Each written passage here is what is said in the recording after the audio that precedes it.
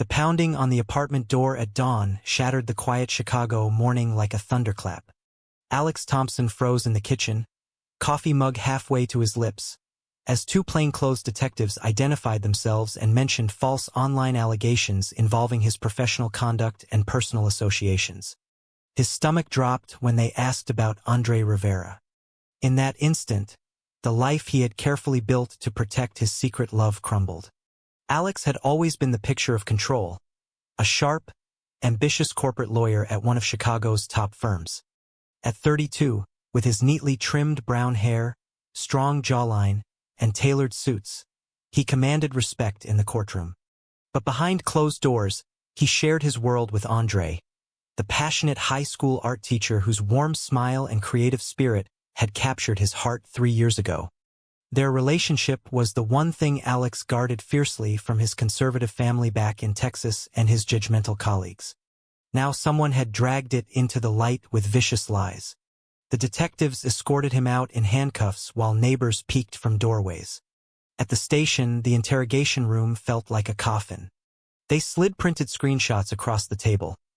Anonymous posts claiming Alex had used his position to funnel company funds to Andre in exchange for favors, twisting their private dinners and weekend getaways into something criminal. The source? An IP trace pointed toward Alex's own brother, Kyle, who had never approved of the roommate Alex once introduced during a family visit. Kyle's jealousy and old-school views had boiled over into a calculated smear campaign posted on local forums and emailed straight to the firm's ethics hotline.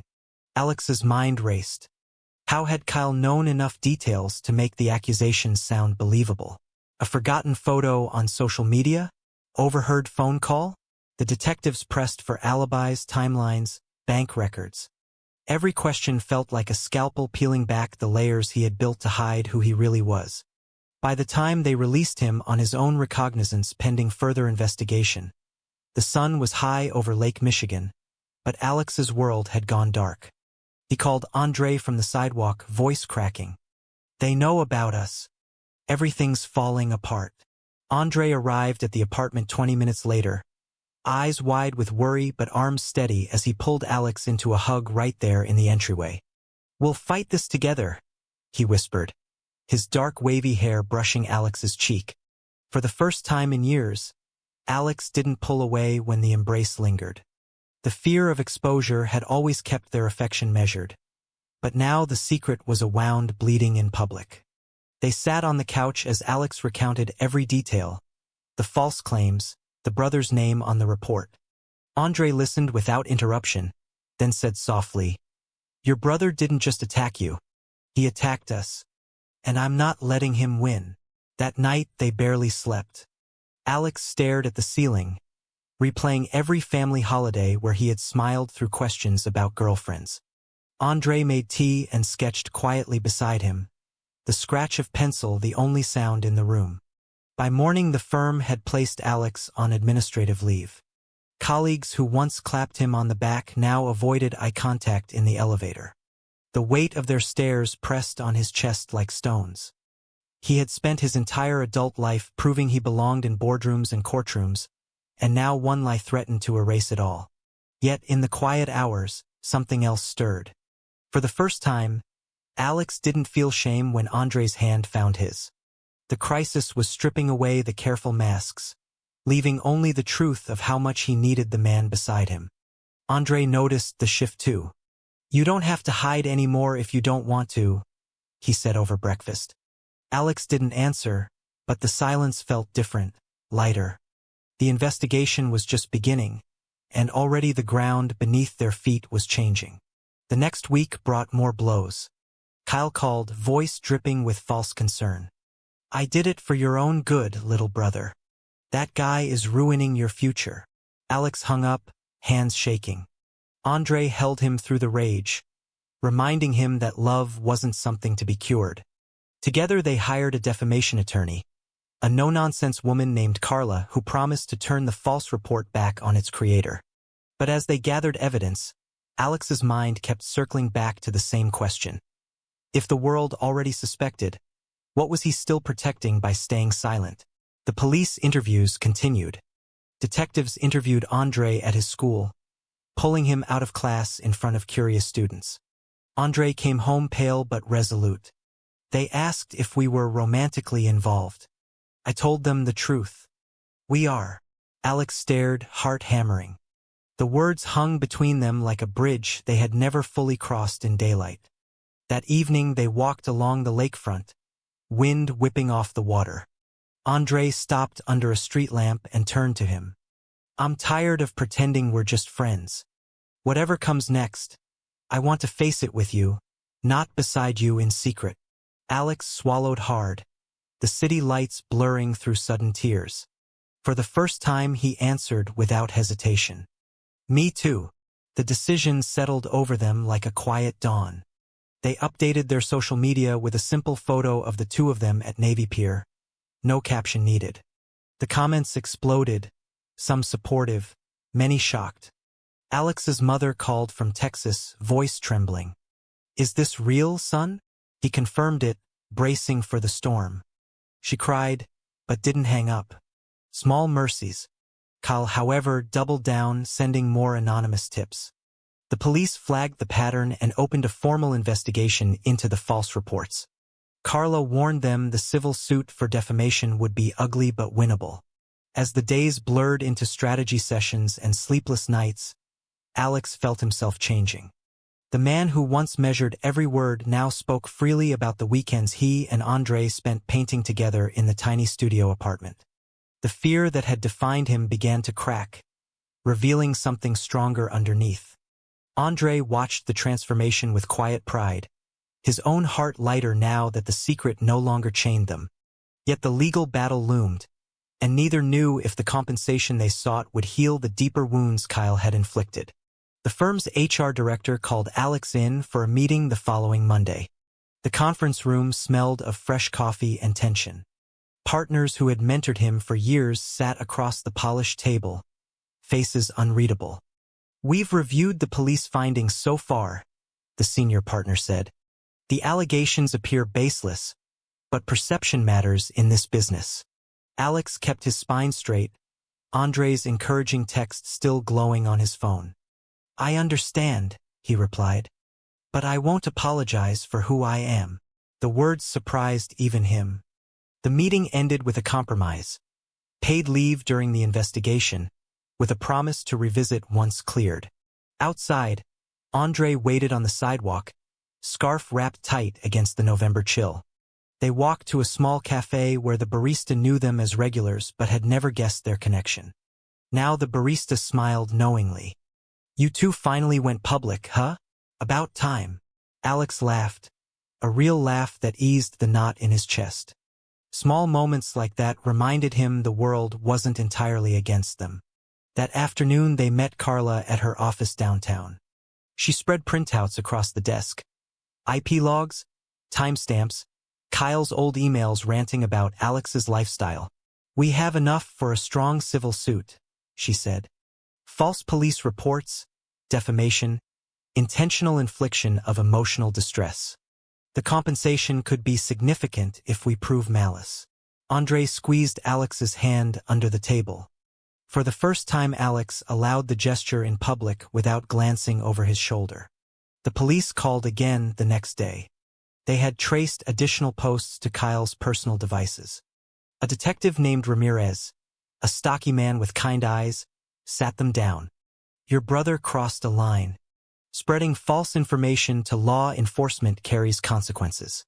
We're recommending charges. Alex felt a strange mix of relief and sorrow. Kyle had been his protector growing up, teaching him to ride a bike, covering for him when he skipped chores. Now that same brother had tried to destroy him. News of the investigation leaked to the local press.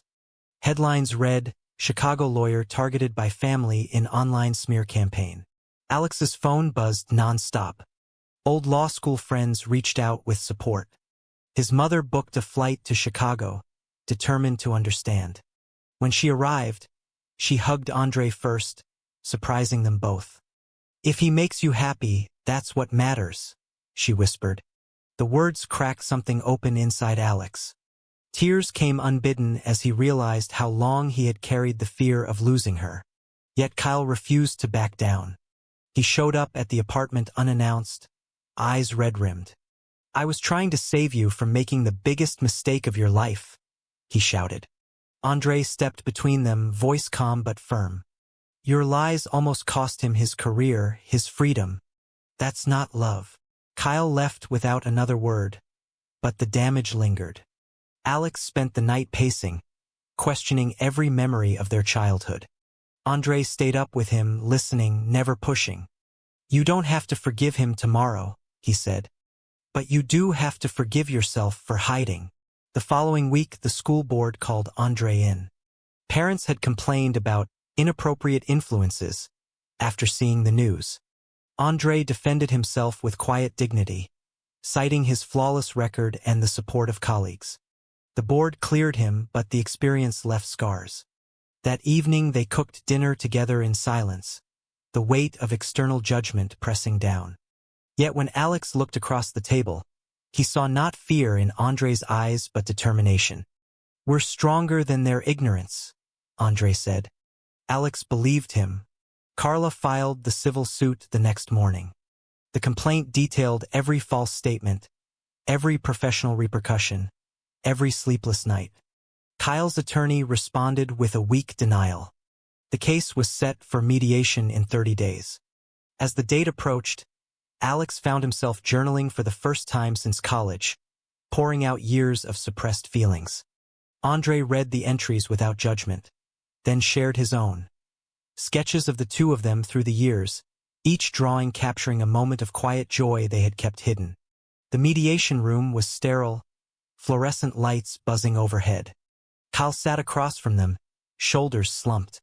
Carla laid out the evidence methodically. By the second hour, Kyle's attorney was negotiating. "My client is prepared to issue a public apology and pay damages." Alex met his brother's gaze. "I don't want your money. I want you to understand what you almost destroyed." Kyle's voice broke. "I was scared for you." The words hung heavy. No easy forgiveness came, but the agreement was signed. $50,000 in compensation and a formal retraction posted online.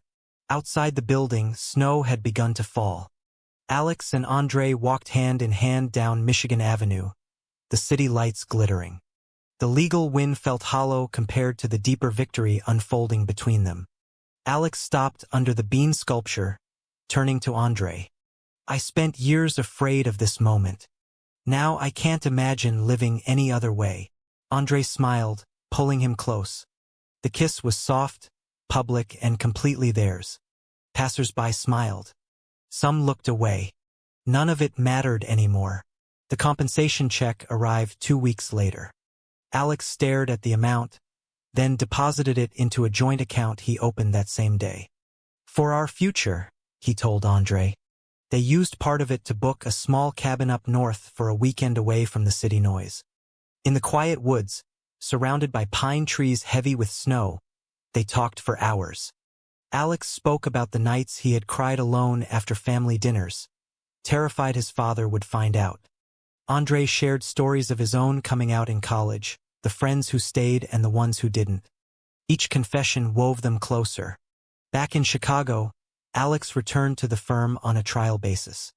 The partners watched him closely at first, but his work remained impeccable.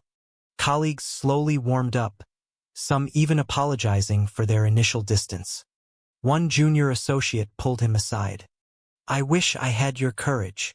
Alex smiled, realizing his story was already helping others. Andre's students threw him a surprise party at school. Banners reading, "We're proud of you, Mr. Rivera."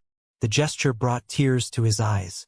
That night he told Alex, "I never knew how much I needed to stop hiding until I did." They celebrated with takeout and old movies, laughing until their sides hurt. The lightness felt new, like breathing fresh air after years underground. Yet the family rift refused to heal cleanly.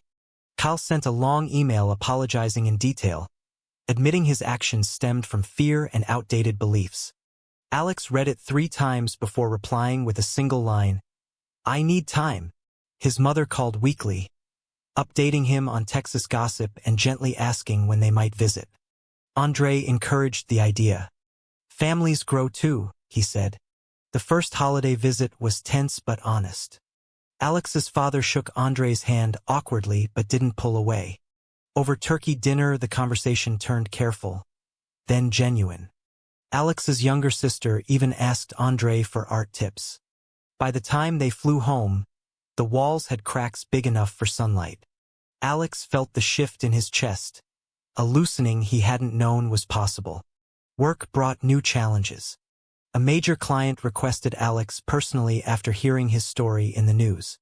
"Authenticity sells," the client said. Alex took the case and won it, earning a promotion. The recognition felt earned, not despite who he was but because of it. Andre teased him about becoming the famous gay lawyer, but his pride shone through every congratulatory text. Spring arrived with warmer days and longer evenings. They spent weekends exploring neighborhoods they had avoided before, holding hands openly. One Sunday in Lincoln Park, a group of teenagers catcalled them. Alex tensed, ready for confrontation. Andre simply squeezed his hand tighter. "Let them talk. We're living our truth."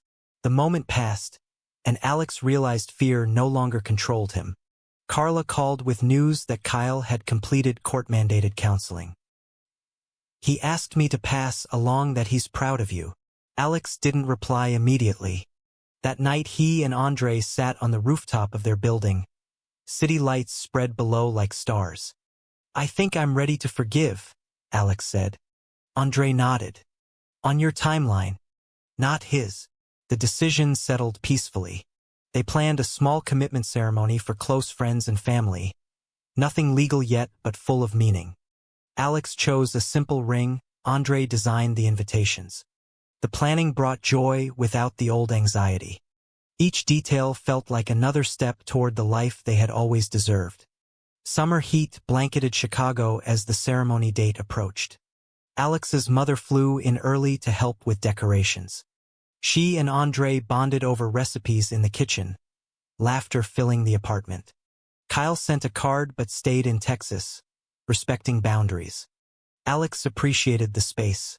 The night before the event, nerves finally hit. Alex paced the living room, questioning everything. What if I'm rushing? What if the firm changes its mind? Andre listened patiently, then took his face in both hands. "You've spent years running from this. Stop running." The words landed like truth. Alex exhaled, the panic easing. They spent the rest of the night talking about dreams. Adopting a dog, maybe moving to a house with a yard someday. Simple futures that once felt impossible. The ceremony took place in a small lakeside park. 20 guests watched as Alex and Andre exchanged vows under an oak tree. Alex's voice trembled only once when he said, "You saw me when I couldn't see myself." Andre's eyes never left his. Afterward, friends toasted with sparkling cider. Alex's mother hugged them both tightly. "I'm so proud of the men you've become." The words healed something deep. Life settled into a new rhythm.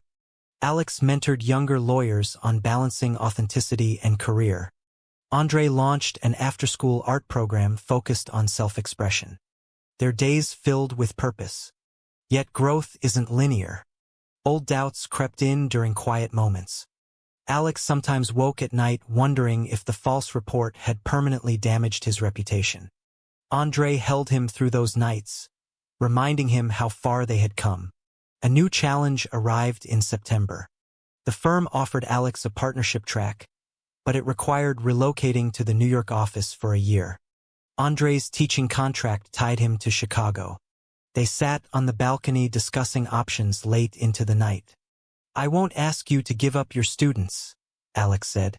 Andre smiled. "And I won't ask you to turn down your dream." They chose compromise. Alex would commute every other weekend, and they would reassess after 6 months. The decision tested their trust but strengthened it. The first separation was harder than expected. Video calls helped, but the empty side of the bed felt vast. Andre filled the time with new paintings, one of which he titled, "Distance Teaches Us How Close We Really Are." When Alex returned for his first weekend home, they didn't leave the apartment for 24 hours, simply being together. The absence had clarified what mattered most. Winter returned, bringing holiday plans. They flew to Texas together. Kyle met them at the airport, nervous but sincere. "I've been working on myself," he said.